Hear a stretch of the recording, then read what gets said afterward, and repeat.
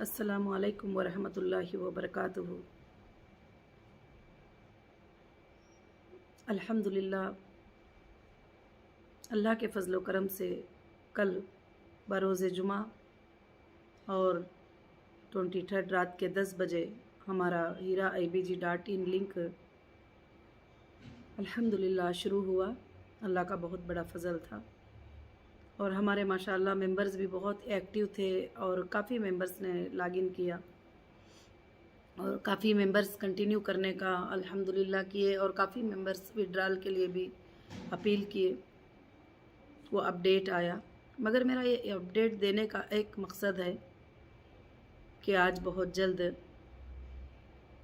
कि मैं जब सुबह देखती हूँ ईमेल में और कंप्लेंट बॉक्स में वगैरह सब कुछ भी, तो काफ़ी लोगों ने ये ईमेल किया हुआ है, ये मैसेज दिए हैं कि आपा हम तो कंप्लेंट किए ही नहीं, मगर हमारा नाम कैसे जो है कंप्लेंट में बता रहा है, हमारा नाम कंप्लेंटर्स के अंदर कैसे आ गया। हम लॉगिन होते हैं तो हमें ऐसा शो कर रहा है।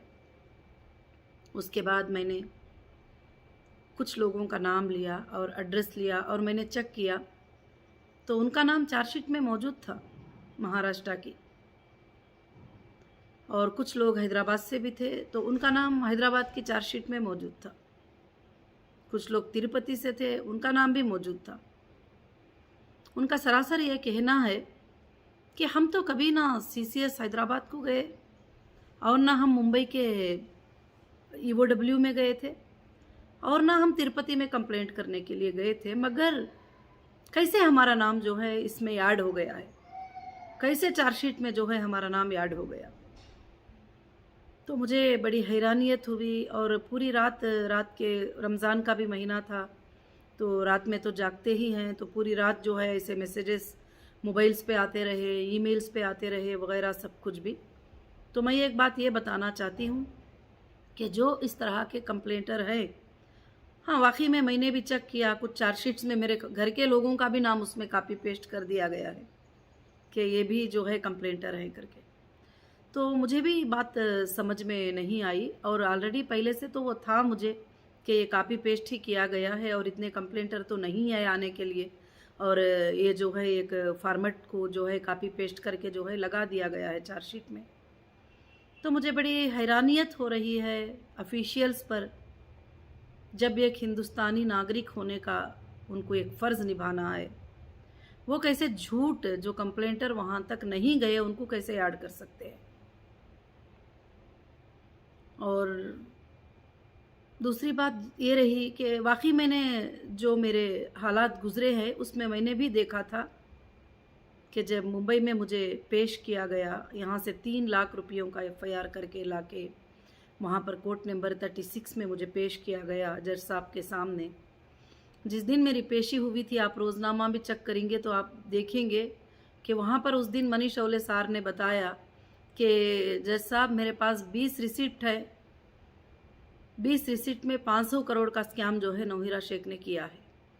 मैं भी उस दिन हैरान रही सुनकर कि 20 रिसिप्ट है और 500 करोड़, तो एक रिसिप्ट में तो 20 करोड़ होना ज़रूरी होता है। तो इस तरह से ऑफिशियल ने बहुत मिसगाइड करने की कोशिश की है। वो किस लिए की है वो मुझे आज तक भी पता नहीं है, उसमें उनका क्या फ़ायदा है मुझे ये भी आज तक पता नहीं है। मगर आज ये जो गलत रिकॉर्ड सबमिट करने की वजह से मेरे काफ़ी मेंबर्स को, जो सच्चे मेंबर्स हैं, उनको परेशानी हो रही है। और मैं जो मेंबर्स नॉन कंप्लेंटर है उनका नाम अगर चार्जशीट में ऐड किया गया है तो आपको फ़िक्र करने की ज़रूरत नहीं है।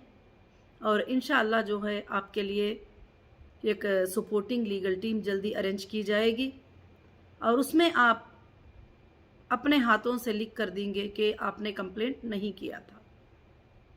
तो इंशाअल्लाह जो है फिर बाद में आपके IBG को जो है अनब्लॉक कर दिया जाएगा, अगर वाकई में आप नहीं किए हैं तो।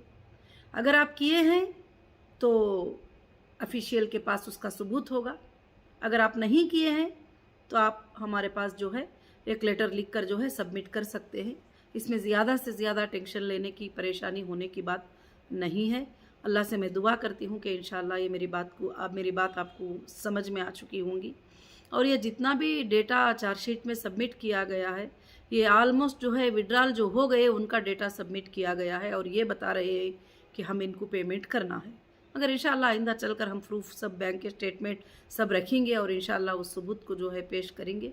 मगर बस मुझे आज इतना ही आपको बताना था कि आप टेंशन लेने की ज़रूरत नहीं है। अस्सलाम वालेकुम।